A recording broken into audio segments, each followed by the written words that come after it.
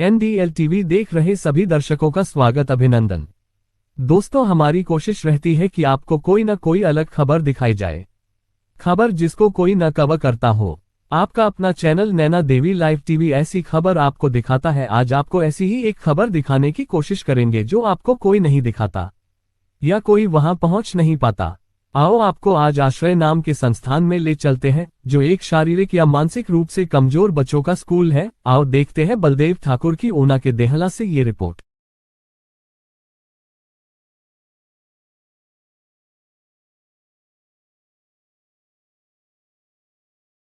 नमस्कार जी, NDL TV देख रहे सभी दर्शकों का हार्दिक स्वागत अभिनंदन।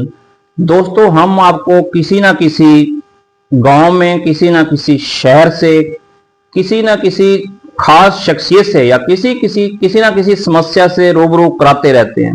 तो इसी कड़ी में आज हम आए हैं जिला ऊना के लोहर देहला में। यहाँ पे एक आश्रय नाम का संस्थान है जो विशेष बच्चों का स्कूल है। विशेष बच्चे यहाँ पे उनको शिक्षा दी जाती है। इस स्कूल में लगभग 95 के करीब बच्चे हैं और इसकी जो देख रेख करती है human rights protection cell and welfare association Una के नाम से ये जो चलती है, ये इनकी देखरेख करते हैं। तो आज हमने पूरे बच्चों का देखा क्या है, कैसा इनका पढ़ाई है, किस तरह से उनका किस तरीके से उनकी देखभाल हो रही है। स्कूल में बहुत ही बढ़िया तरीके से इन्होंने मैनेज किया हुआ है। हमने हर क्लासरूम में गए, हमने बच्चों से भी बात की, बहुत अच्छा लगा। तो हमारा मकसद होता है कि ऐसी चीज समाज में दिखाई जाए जहां पे एक सोशल सर्विस का जो काम हो रहा है। ऐसी चीजें बहुत कम देखने को मिलती है या उन्हें दिखाया नहीं जाता। एक सेवा भावना से यहाँ पे काम हो रहा है। अब हमने यहाँ पे बात करेंगे हम यहाँ के जो प्रभारी है, इंचार्ज हैं मेन, डॉक्टर मोहिंदर गोपाल शर्मा जी से। उनसे जानेंगे स्कूल की विशेषताएं या कहां से बच्चे आते हैं, पूरी जानकारी इसके बारे में लेंगे हम। तो आओ बात करते हैं डॉक्टर मोहिंदर गोपाल शर्मा जी। सर नमस्कार। नमस्कार जी। Sir, Naina Devi live TV में आपका स्वागत है। हम आपसे आए हैं, पहले तो आपने हमें टाइम दिया, इसके लिए आपका धन्यवाद। तो इस स्कूल के बारे में हम आपसे जानने की कोशिश करेंगे, तो बताइए स्कूल के बारे में आप पहले। भारतीय परंपरा के अनुसार जी, सबसे पहले तो हम आपका आभार, धन्यवाद, स्वागत सब कुछ एक साथ ही करते हैं। Thank you. क्योंकि ऐसी संस्थाएं जो जन सहयोग से चलती हैं जी, और आप जैसे लोग इसका समाज में प्रचार प्रसार उचित ढंग से कर देते हैं, जी, जिससे ये संस्थाओं को एक तरह से जीवन दान मिलता है। जी, और कुछ लोग ऐसे होते हैं जो दान करना चाहते हैं लेकिन उनको सही जगह नहीं मिलती है। जी, तो ऐसे जिसको भी यहाँ का पता चलता है वो लोग सहयोग कर रहे हैं, करते हैं। जी, सरकारी सहयोग न के बराबर कभी कभार हो जाता है, जी, अन्यथा समाज के लोग छोटे से लेकर बड़े तक, जी, और कुछ ऐसी संस्थाएं हैं जैसे बैंक इत्यादि हैं, जी, या कुछ ऐसे लोग होते हैं भाई हमने पैसा कहीं ना कहीं दान करना है, अच्छी जगह बताई जाए, जी। तो वो सहयोग कर रहे हैं और उनके सहयोग से बहुत अच्छा चला हुआ है। महेंद्र गोपाल शर्मा जी, आप हमें पहले ये बताइए कि आपको ये प्रेरणा कहाँ से मिली कि हम इस संस्था के साथ जुड़े या सेवा करें, थोड़ा सा हमें बताइए।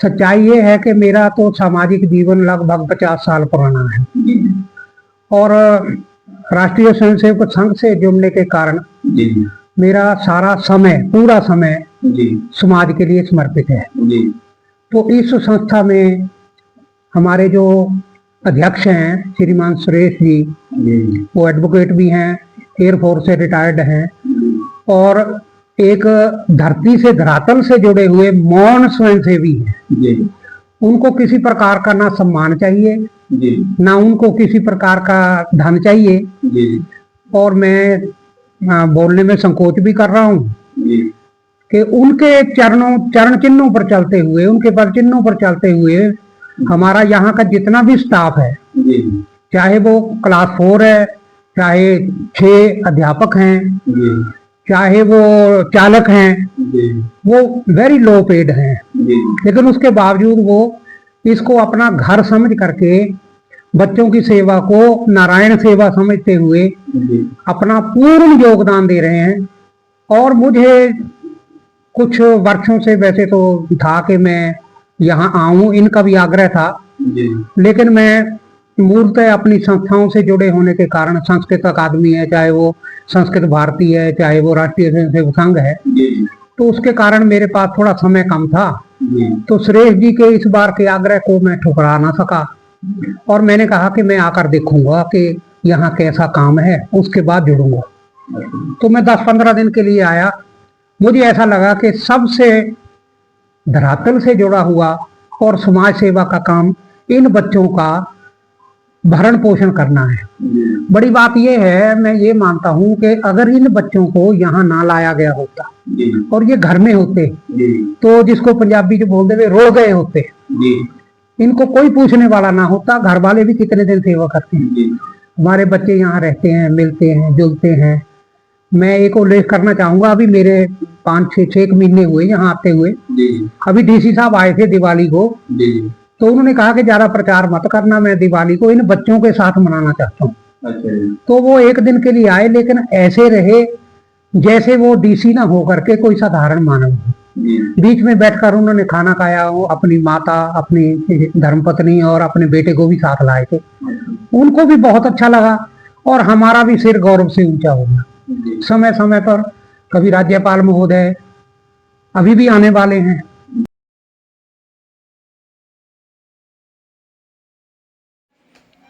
बहुत ही सुंदर ये बच्चे हैं, छोटे छोटे बच्चे हैं, भगवान का रूप ये बच्चे हैं। आप देखिए, आप 3 से 4 साल 5 साल के बच्चे हैं और बहुत ही अच्छे ढंग से इनका यहाँ पे पालन पोषण भी हो रहा है और उनको शिक्षा भी प्राप्त हो रही है।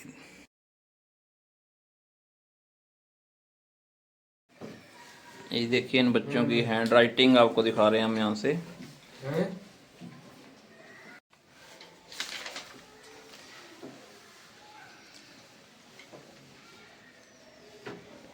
क्या नाम है? मन्नू।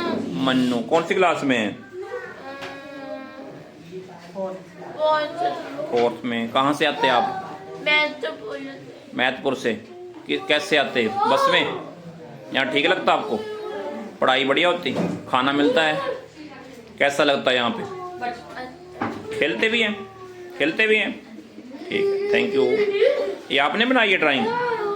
आपने बनाई हुई है? Very good, very good. सीधी करके दिखाओ। ये देखो जी, इन बच्चों की कलाकृति। भोजन करने से पहले ये बच्चे हाथ जोड़कर भगवान का स्मरण करते हैं और एक मंत्र का जाप करते हैं, उसके बाद ही इनका खाना स्टार्ट होता है।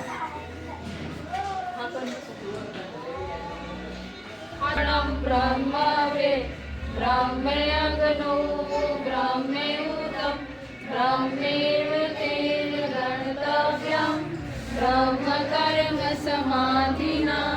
ओम सहना भवतु सहनौ भुनक्तु सह वीर्यं करवावहै तेजस्विनावधीतमस्तु मा विद्विषावहै।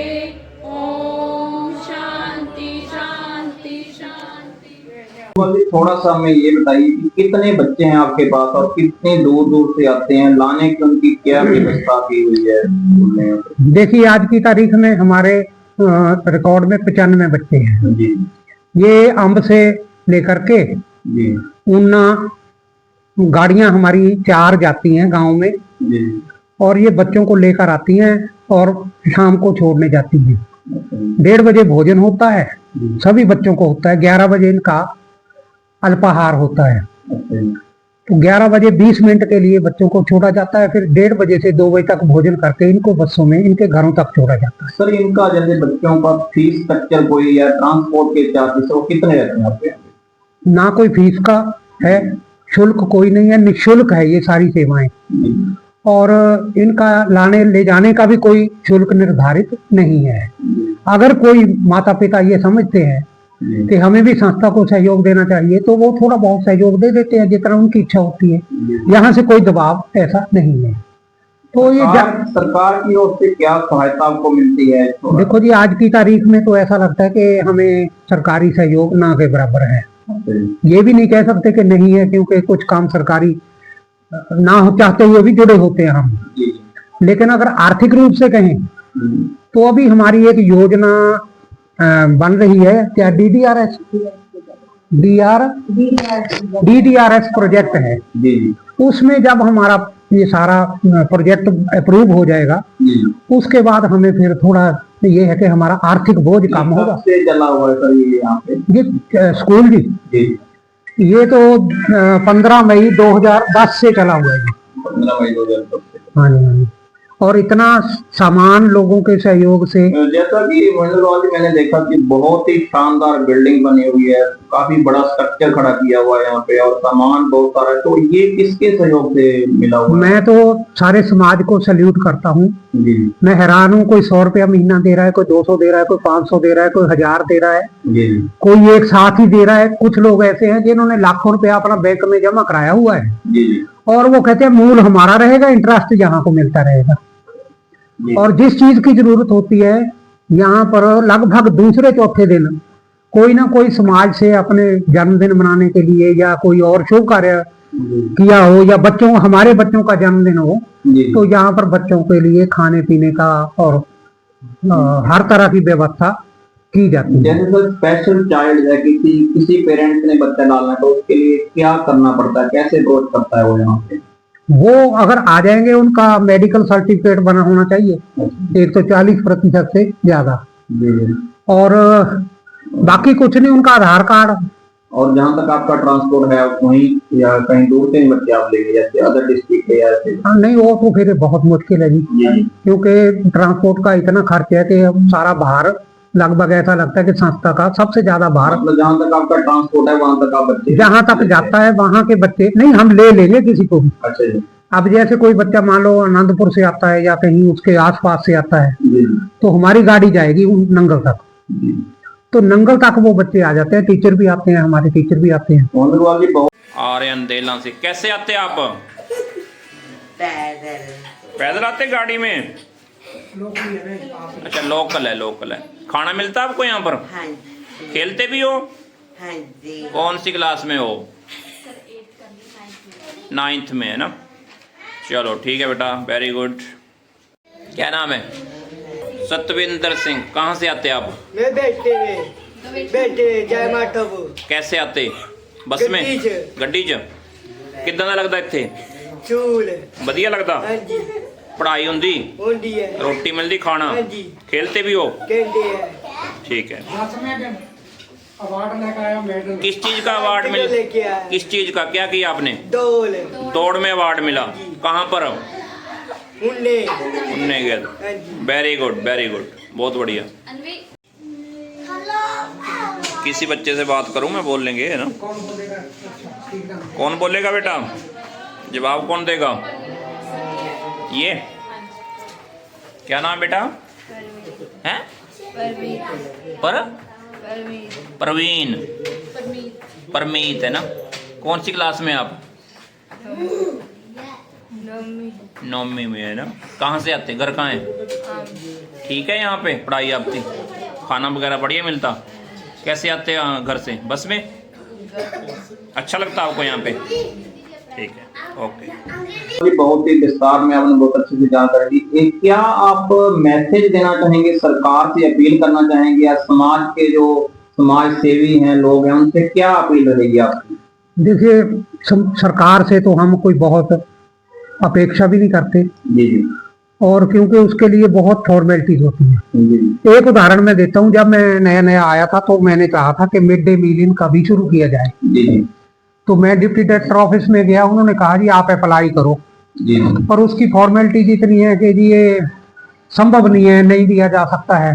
जी। तो जब यहाँ आकर मैंने बात की तो संस्था का ये था कि हमें जन सहयोग से बेला गुरुद्वारे से हमें राशन इन बच्चों का 12 महीने 30 दिन मिलता है जी, और यहाँ आकर उसको बना दिया जाता है। बनाने वाले हमने रखे हुए हैं। जी। तो मतलब कहने का ये है कि जब जन सहयोग से चल रहा है जी। तो सरकारी जो बहुत ज्यादा अड़चने होती हैं सर किसी भी इंस्टीट्यूट को चलाने के लिए मैनेजमेंट एक बहुत बड़ी जिम्मेदारी होती है। आप थोड़ा सा अपनी मैनेजमेंट के बारे में, अपने स्टाफ के बारे में बताइए, क्योंकि ये बहुत बड़ा काम है, कोई छोटा काम नहीं है। थोड़ा सा बताएं कि किस किस की कितनी कितनी रिस्पॉन्सिबिलिटी है, कैसे अपना उत्तरदायित्व वो निभा रहे हैं। अगर सुरेश जी नाराज ना हो जी जी तो मैं उनको यहाँ से प्रणाम करना चाहूंगा। जी ऐसे आदमी जो धरातल से जुड़े हुए हैं, अपना नाम नहीं चाहते, जी नीचे से लेकर ऊपर से ऊपर तक उनका परिचय भी है राष्ट्रीय स्तर तक, जी और वो सक्षम संस्था से जुड़े हुए हैं। जी प्रांत के शायद अध्यक्ष हैं ना, हिमाचल के अध्यक्ष हैं। जी उसके बावजूद वो कहीं भी अपना नाम नहीं लेना चाहते। हमारे निदेशक महोदय स्कूल के निर्मोही जी, अच्छा जी, वो धन कहाँ से लाते हैं, कैसे लाते हैं, किसके आगे झोली फैलाते हैं, और लोग उन पर विश्वास करके इतना धन दे रहे हैं कि हम लगभग निश्चिंत होकर के सारी संस्था काम कर रही है। हमारे सचिव हैं कालिया साहब, अच्छा इसके अलावा जितने भी हमारे शम्मी जैन जी हैं, वो ट्रेजरर हैं, वो भी जितना हो सके उतना भरपूर सहयोग करते हैं। समय समय पर स्कूल आते हैं, दूसरे चौथे दिन आकर देखते हैं। तो किस किस का नाम लूं, संस्था जो बनी हुई है, और विशेष करके मैं अगर स्कूल के इसमें परिप्रेक्ष्य में देखूं तो मेरे स्टाफ का भरपूर सहयोग मुझे है। अगर मैं किसी विशेष का नाम लूंगा तो वो नाराज ना हो जाए, इसलिए मैं सबको एक समान महत्व देते हुए सबका धन्यवाद करता हूं। और अभी भी इनसे उम्मीद करता हूं कि जितना ध्यान से आप काम कर रहे हैं उससे भी बढ़ करके करें, क्योंकि ये ईश्वर के बैंक में आपका अकाउंट खोला हुआ है और उसमें आपका ये सेवा भाव दर्ज हो रहा है। बिग इंटरेस्ट आपको मिलेगा। महेंद्र पाल जी, आपने हमारे से बात की, बहुत अच्छे से आपने बताया कि बहुत बड़ी सेवा आप कर रहे हैं समाज के लिए। उदाहरण पेश किया है आपके इस इंस्टीट्यूट को देख के हमें ऐसा लगता है। आपने हमें टाइम दिया, इसके लिए आपका बहुत बहुत धन्यवाद। हाँ, सरकारी सेवा में रहते हुए भी मेरा तो यही भाव रहता था कि बच्चों के प्रति हमारा पूर्ण समर्पण होना चाहिए। अगले हम अपने अध्यापकों से भी और अपने जो स्टाफ मेंबर्स हैं, ड्राइवर हैं, सबसे यही चाहेंगे कि इन बच्चों ने पता नहीं किस कारण से इस रूप में यहाँ आए हैं, तो इनकी सेवा करके आप मानवता की सेवा कर रहे हैं और करते रहिए। थैंक यू सर, धन्यवाद। दोस्तों, यहाँ पर आकर सच में लगता है कि यह संस्था सही मायने में मानवता की सेवा करती है। आप सभी से मेरा अनुरोध है कि एक बार आप यहाँ ज़रूर विजिट करें और अपनी नेक कमाई में से कुछ ना कुछ सहायता इन बच्चों की ज़रूर करें। इस इंस्टीट्यूट में काम करने वाले सभी लोगों को नैना देवी लाइव टीवी की ओर से सैल्यूट करता हूँ मैं। आप हमारे चैनल को सब्सक्राइब और फॉलो ज़रूर करें। अगली किसी विशेष खबर के लिए फिर आपसे रूबरू होंगे। आप देखते रहिए नैना देवी लाइव टीवी। तब तक के लिए नमस्कार।